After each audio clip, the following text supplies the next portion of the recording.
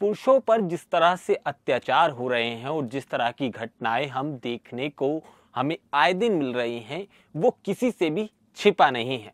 फिर चाहे मेरठ के सोरवा हत्याकांड की घटना हो या फिर हम बात करें आगरा की, ये सब मामले अभी तक ठंडे भी नहीं हुए हैं और उत्तर प्रदेश के औरैया जिले से ऐसा ही एक मामला आज फिर हमारे सामने है। यहाँ शादी के 14 दिन बाद ही एक पत्नी ने अपने प्रेमी के साथ मिलकर अपने पति को मरवा दिया और अब ये पूरा मामला सोशल मीडिया से लेकर मेन स्ट्रीम मीडिया तक पूरी तरह से आग उगल रहा है।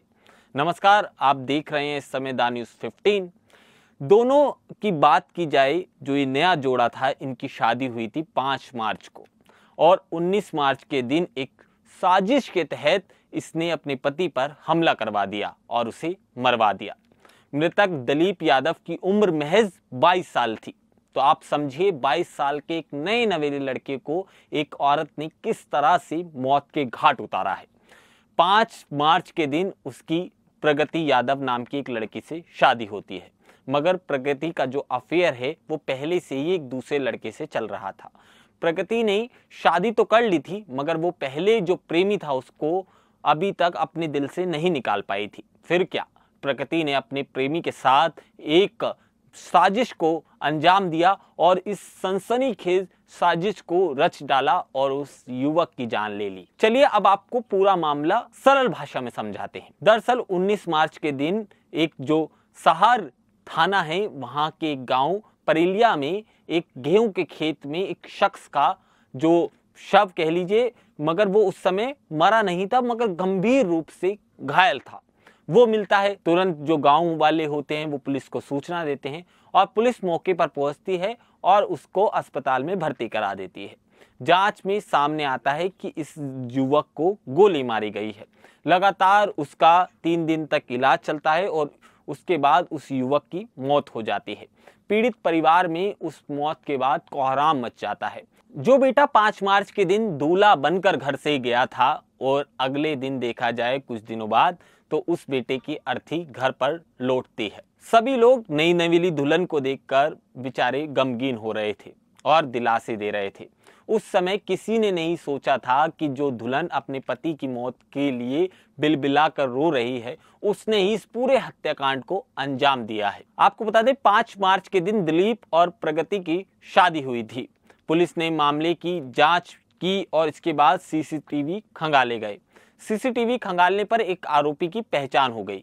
आरोपी की जो पहचान हुई वो रामजी नागर के तौर पर हुई थी। यहाँ से पुलिस ने पूरे केस को खंगोलना शुरू किया। जांच में सामने आया कि 19 मार्च के दिन दिलीप व्यापार के काम से कन्नौज गया हुआ था। वहां से वापस आते समय उसने एक होटल लिया और वहां वो ठहरा। कुछ लोग बाइक पर सवार होकर आते हैं और अपनी गाड़ी फंसी होने का हवाला देकर दिलीप को साथ ले जाते हैं। फिर क्या, उन्होंने इस घटना को अंजाम दे दिया। फिर पुलिस ने जब रामजी नागर को दबोचा और उससे जब गहनता से पूछताछ हुई तो उसके हत्थे, जो पुलिस के हत्थे चढ़ता है, वो होता है अनुराग यादव। अब आप बता दें, पुलिस अनुराग को जब दबोचती है तो दोनों के पास से तमंचा भी बरामद हो जाता है। जब इनसे सख्ती से पूछताछ पुलिस करती है तो अनुराग एक एक कर सारा जो पोल पट्टी होती है उसे उगलना शुरू करता है और वो बताता है कि जो दिलीप की पत्नी है प्रगति यादव, वो उसी के गाँव का रहने वाला है। पूछताछ में सामने आया कि अनुराग यादव और प्रगति यादव के बीच 4 साल से अफेयर चल रहा है,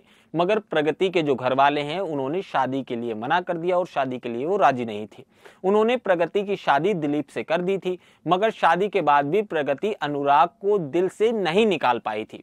ऐसे में प्रगति और अनुराग ने मिलकर दिलीप की हत्या की पूरी स्क्रिप्ट को तैयार किया। इसके बाद पुलिस एक के बाद एक पन्नों को पलटती गई। जांच में सामने आया कि प्रगति ने ही अनुराग को कहा था कि उसके पति दिलीप के पास काफी ज्यादा पैसा है, उसकी हत्या के बाद वो दोनों अच्छे से जिंदगी गुजारेंगे। प्रगति ने जो अपने पति दिलीप की हत्या के लिए अनुराग को 1 लाख रुपए भी दिए थे। अनुराग ने रामजी नागर को 2 लाख रुपए दिए थे और उसने दिलीप को मरवाने का जो काम था वो नागर को सौंप दिया था। आपको बता दें, दिलीप की हत्या में 2 लोग और भी शामिल हैं। फिलहाल पुलिस उनको गिरफ्तार करने की तमाम कोशिशें कर रही है, मगर वो पुलिस के शिकंजे से अभी दूर है। अब इस पूरे मामले में पुलिस ने क्या कुछ कहा है वो आपको बताते हैं। पुलिस अधीक्षक अभिजीत शंकर की माने तो वो बताते हैं, पुलिस ने रामजी नागर और मृतक की पत्नी प्रगति यादव को और इसके साथ ही उसके प्रेमी अनुराग यादव को गिरफ्तार कर लिया गया है। मामले में कुछ आरोपी अभी भी फरार चल रहे हैं, मगर उनकी गिरफ्तारी भी जल्द हो जाएगी।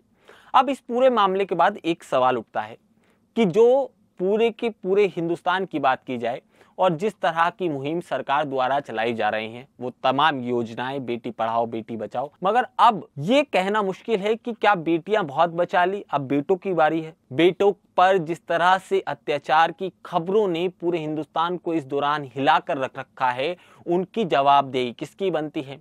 आए दिन हम कई तरह के मामले सोशल मीडिया पर देख रहे हैं, फिर चाहे आगरा हो, इसके बाद मेरठ हो और तमाम आसपास के राज्यों की बात ले लीजिए।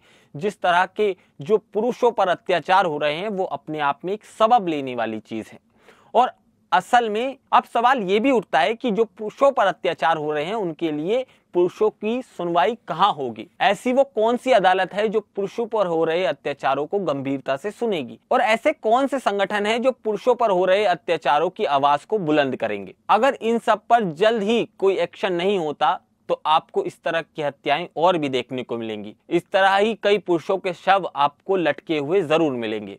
अब देखना होगा कब तक सरकार एक ठोस कदम पुरुषों के लिए भी उठा पाती है। आपको इस पूरे मामले पर क्या कुछ कहना है वो आप हमें कमेंट सेक्शन में जरूर बताइएगा। नमस्कार।